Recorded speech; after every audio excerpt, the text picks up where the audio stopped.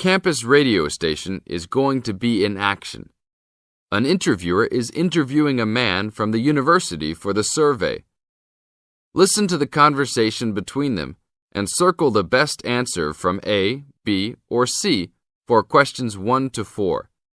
You now have some time to read questions 1 to 4.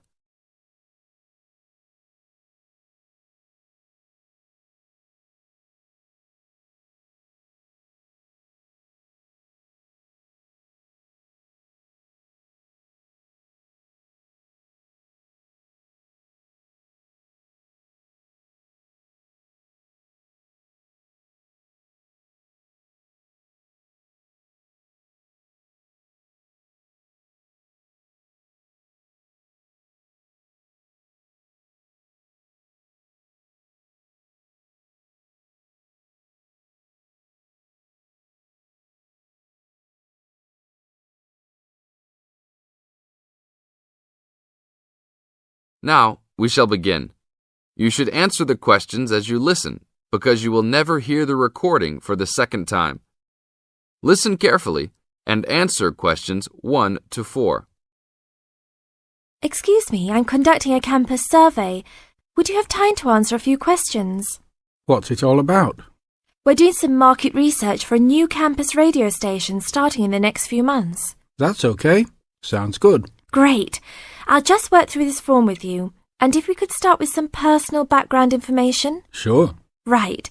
If I could have your age, please. 26. Okay, good. And are you a student, teacher, or in another job? Well, I'm a tutor, but I'm also a postgraduate student, so I don't know what you might call me. What do you think? Okay, well, I'm more of a teacher, really. Fine.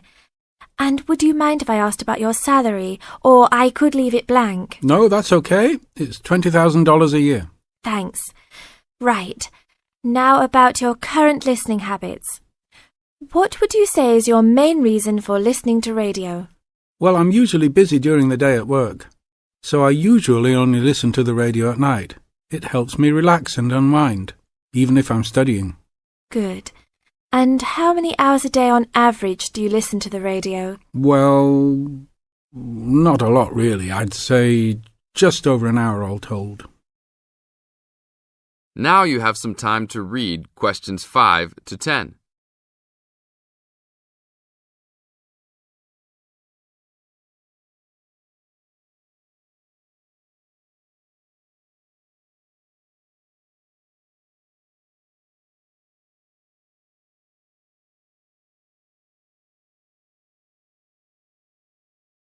Now listen to the second part of the interview and answer questions 5 to 10. So, what are the 2 main times of the day that you listen to the radio? Well, for a little while around breakfast time, and then it tends to be later, after dinner, when I've finished any serious work I need to do. And what sort of radio programs do you like? I like the news, but I also like classical music. It helps me to relax. Fine. And turning to the new campus station, which type of programs would you prefer? I think the existing radio stations cater for my need for news. So I'd like to see programs about local information, providing a service to the campus community. And in the same vein, perhaps more for academic viewers, some lectures or relevant programs. I see. And if you had to give the new director some specific advice when they set up the station, what would you tell them? I think I'd advise them to be careful about the quality of the broadcasts. The sound system. There are a lot of radio stations and people can change their loyalty quickly if it doesn't meet their needs. I think they should do more of these kinds of interview too, talking with existing and potential customers. Oh, I'm pleased you think it's useful. Certainly, yeah. Good. Now, this station will not be fully funded by the university. So how often do you think it is tolerable to have adverts? I think, out of that list, I'd say every quarter of an hour. Of course, that's providing they don't last for 10 minutes each time. Oh, quite. And are you interested in attending any of the special promotions for the new station? Yes, I'd be happy to. as long as they're held on the campus or nearby. OK, I'll note that down.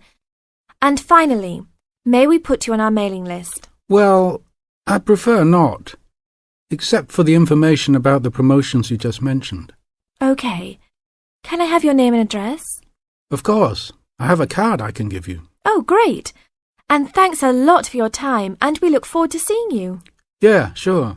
Thanks. That is the end of part 1.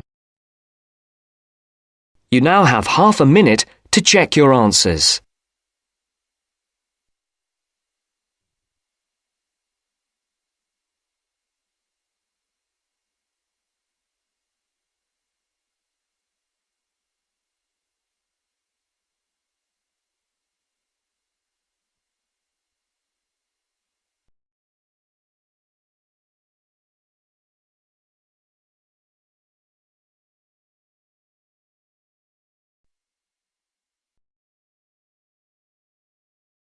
Now turns to part 2. Part 2. You will hear a tour guide giving information about a shopping district. First, you have some time to look at questions 11 to 15.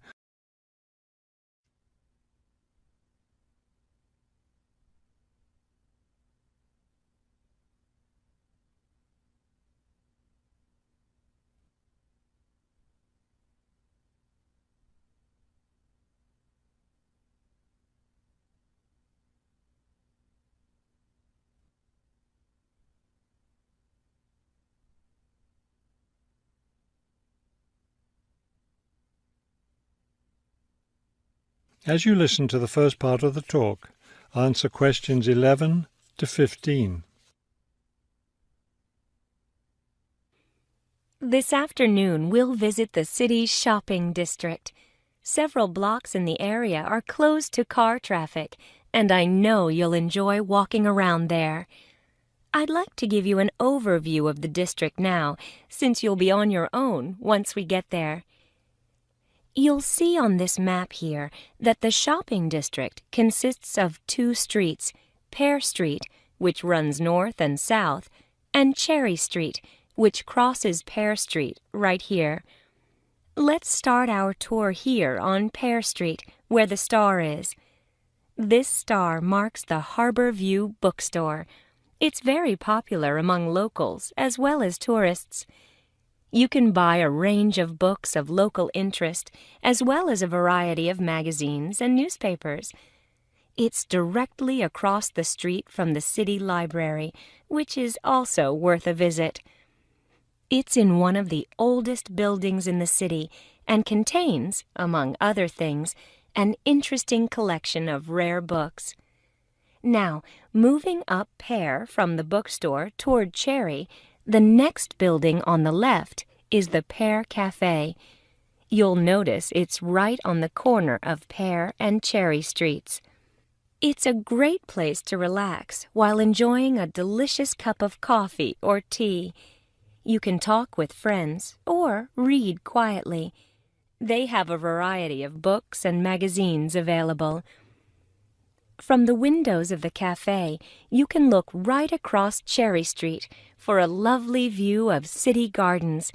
It's a rather small garden, but it contains a variety of exotic plants and flowers. Let's leave the cafe and cross Pear Street. On the opposite corner, we're at Caldwell's clothing store, which you might also want to visit. They sell both men's and women's fashions from countries around the world. Continuing down Cherry Street, the next building on the right after Caldwell's is the souvenir shop. Stop in here to get maps and books about the local area, as well as T-shirts and postcards with pictures of the city. Now, we cross Cherry Street and we're at the Art Gallery, one building down from the corner. Here you can see, and of course purchase, many fine paintings and sculptures by local artists. Let's keep going down Cherry Street toward the harbor. On the left, right after the gallery, is Harbor Park. It's a lovely place, and it's certainly worth spending some time there. Before you hear the rest of the talk, you have some time to look at questions 16 to 20.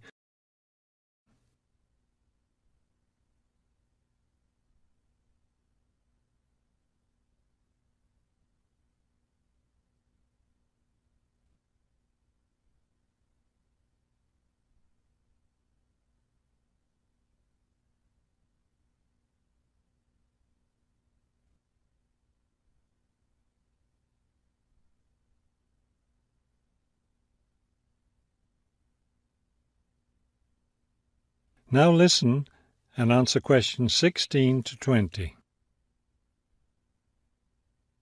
Harbor Park was built on land donated to the city by Captain Jones, a lifelong resident of this city.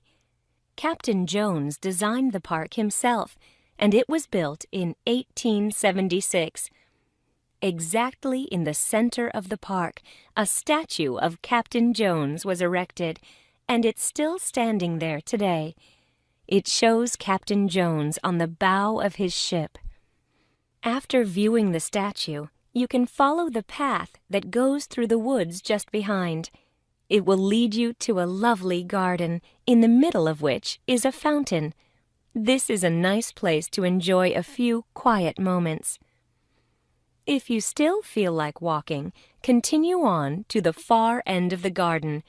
There, you'll find a wooden staircase, which will take you down to the harbor. You might enjoy the view of the boats from there.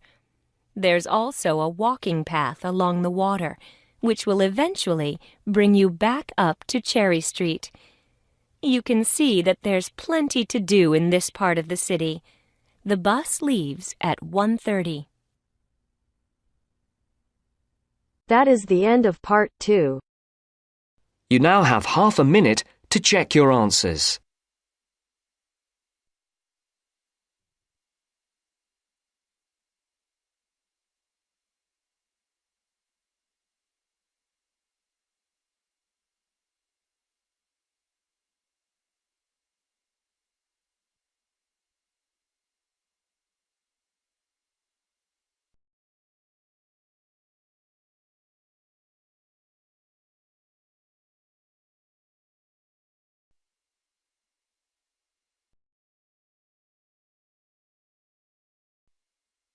Now turns to part 3.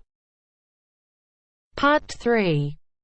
I have with me today Matthew East, a registered osteopath and a supporter of alternative techniques in healthcare.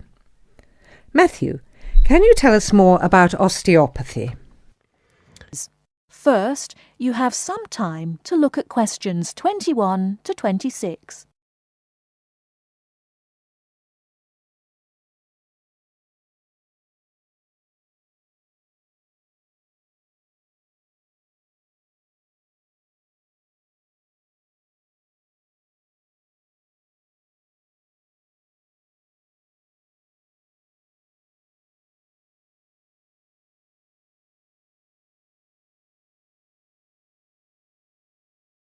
Now listen carefully and answer questions 21 to 26. Over the past 50 years, there have been some radical changes in medicine as it is known in the West.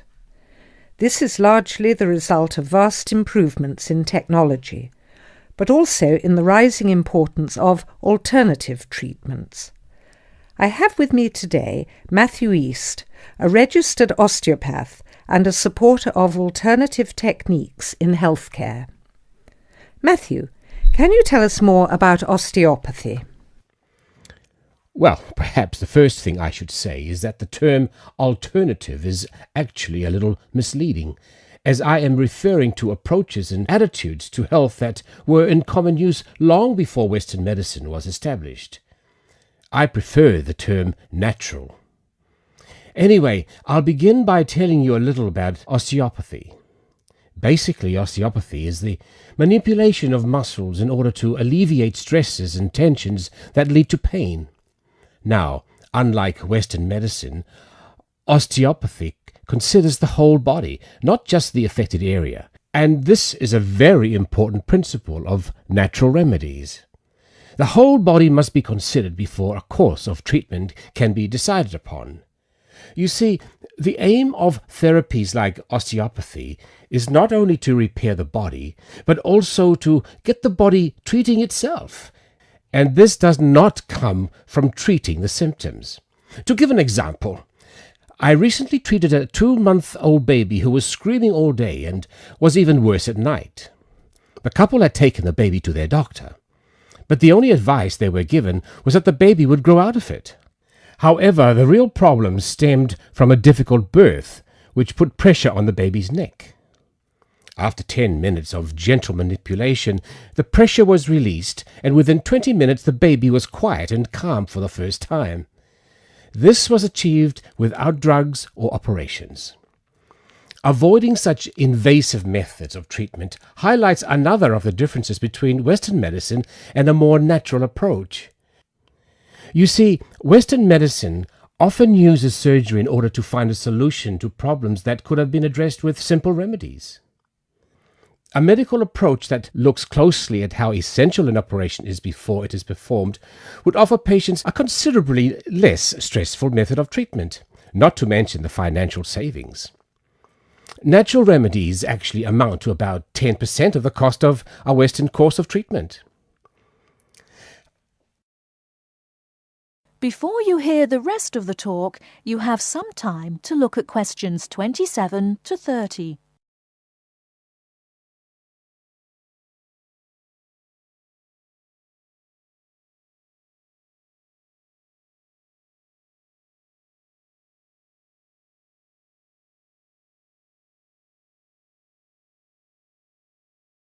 Now listen and answer questions 27 to 30.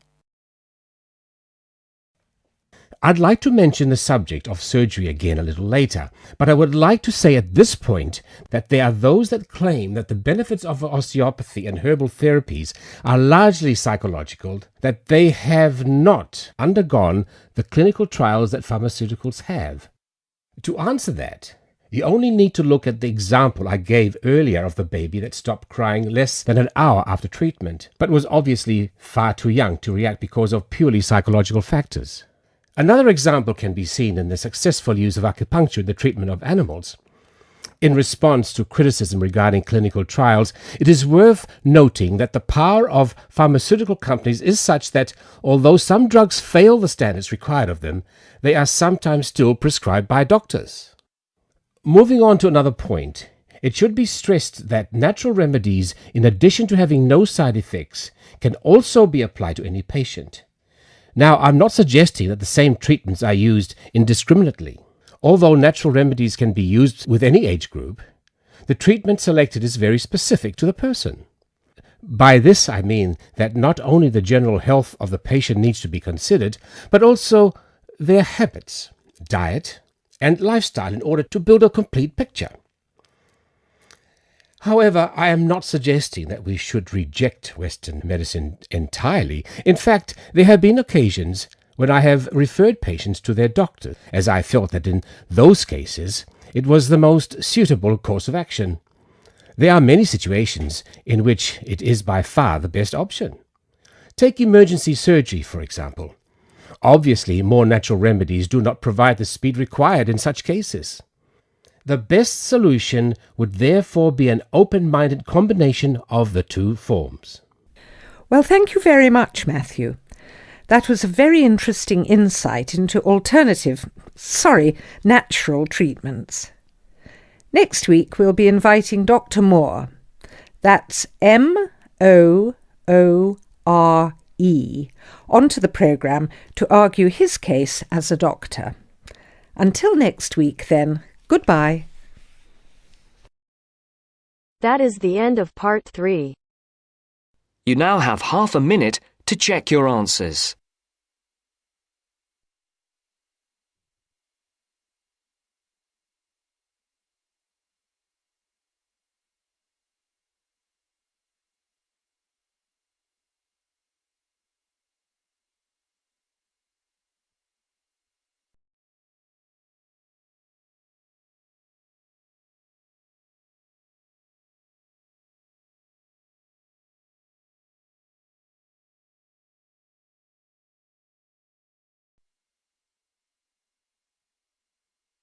Now turns to Part 4. Part 4. You're going to hear a lecture on some useful information for your travelling around Britain. Listen to the first part of the lecture and complete the notes below. First, you have some time to look at questions 31 to 40.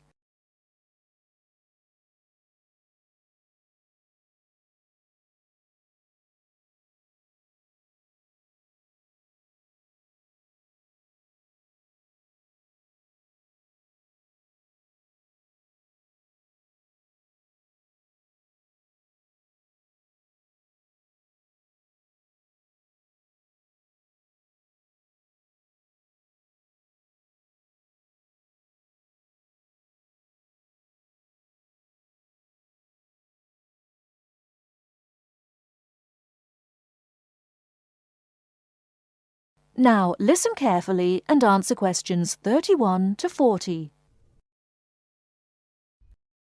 Good afternoon and welcome to the session on Britain. This afternoon I would like to provide some useful information for you about travelling around Britain. Britain has over 700 tourist information centres. You will find them at major ports, airports, stations, historic landmarks and towns and holiday centres. So just look out for this sign that says Tourist Information. The staff will be able to answer your holiday queries as well as provide essential maps, guides and brochures. Tourist information centres at major ports and airports in London and addresses of British Tourist Authority European offices are all listed on the Tourist Information Centres. Now let's talk about the telephone in Britain. You know, Britain is well supplied with public telephones. Street kiosks take 10-pence coins. In city centres, mainline railway stations, airports, and central London underground stations, payphones and card phones are in operation.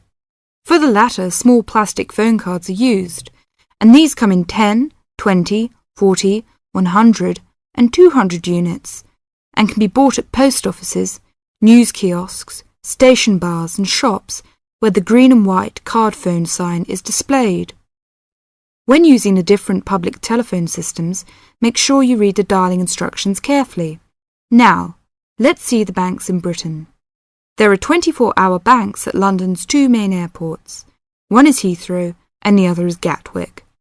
Otherwise, banks are normally open from 9:30 to 15:30 hours, Monday to Friday. Barclays Bank and National Westminster Bank offer a Saturday morning service at some of their branches. National Jaro Bank has 42 bureaux de change located in post offices throughout the country in main tourist areas. Opening hours are 9 o'clock to 17:30 weekdays, 9 o'clock to 12:30 Saturday mornings. One exception to this is the Trafalgar Square office, whose opening hours are 8 o'clock to 20 o'clock weekdays and Saturdays, and 10 o'clock to 17 o'clock on Sundays. The bureau de change services are available to overseas visitors. Visitors can change their money there. You can also change money at bureau de change, large hotels, department stores and travel agents. Be sure to check in advance the rate of exchange and the commission charged, as these vary considerably. Wherever possible, you are advised to use a bank or bureau de change, which conforms to the BTA Code of Conduct. In most cases, this is indicated by display of the code. That is the end of Part 4. You now have half a minute to check your answers.